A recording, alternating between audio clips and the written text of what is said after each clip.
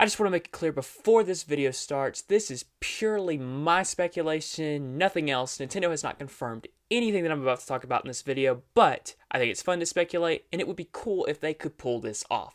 So let's begin.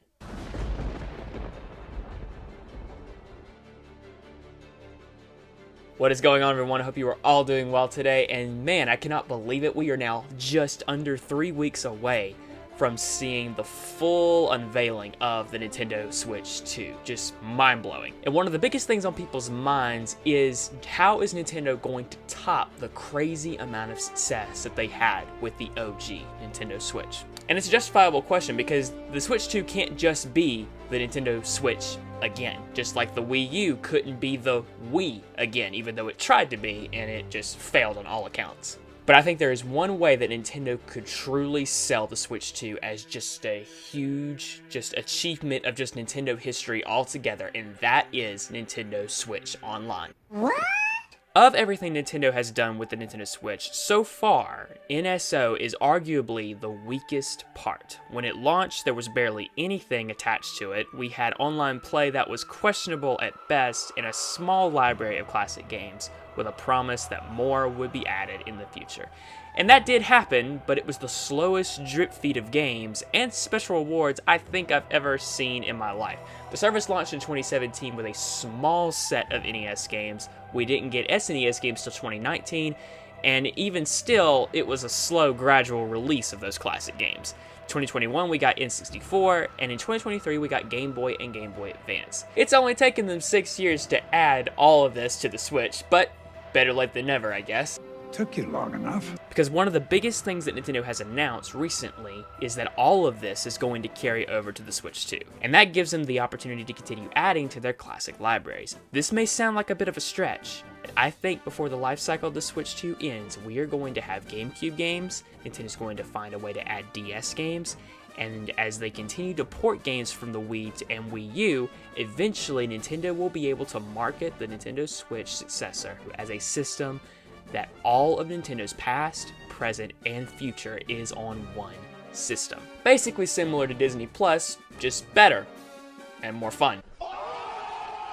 Yes, it's going to have all these amazing new games with better graphics and amazing new gimmicks that the original Switch couldn't do. But to have all of Nintendo in one place, that is something that has never been done before. And if we look closely at what Nintendo has already been doing, we can kind of see that Nintendo has already been taking steps towards this direction. Before Pikmin 4 released, Nintendo thought it would be a great idea to bring Pikmin 1 and Pikmin 2, and since Pikmin 3 was already on the Switch, by then that meant that the entire Pikmin franchise would be on the Switch by the time Pikmin 4 released. Mobile doesn't count. We're also starting to see it with the Metroid series. With NSO, one can now play Metroids 1 through 5 and experience the entire story. Hopefully the same thing will happen for Prime 2 and Prime 3 before Metroid Prime 4 releases later this year. And the biggest one of all, the Zelda series. If there is a Zelda game that is not on DS, GameCube, or Wii U, then it's on the Switch. All of the Zelda games from the NES to the SNES to the N64 to the Game Boy games have made it to the Switch. If GameCube games come over, we might finally get Wind Waker and Twilight Princess. They may not be Twilight Princess and Wind Waker HD, but at least they will be on the Switch. I mean, at this point, I'll take the OG versions. Come on, am I right? If Nintendo was able to pull this off, then all of the big 3D Zelda games would be on one system. Nintendo clearly still has a long way to go before everything is brought over, but if the Switch 2 has a life cycle like the OG Switch had, they can pull this off. And if they do, all of Nintendo will be on one central system. And I think that they gave us a clue that they were doing this way back in 2017 during the Nintendo Switch presentation. Listen to what Shinya Takahashi specifically said that they did with the Nintendo Switch.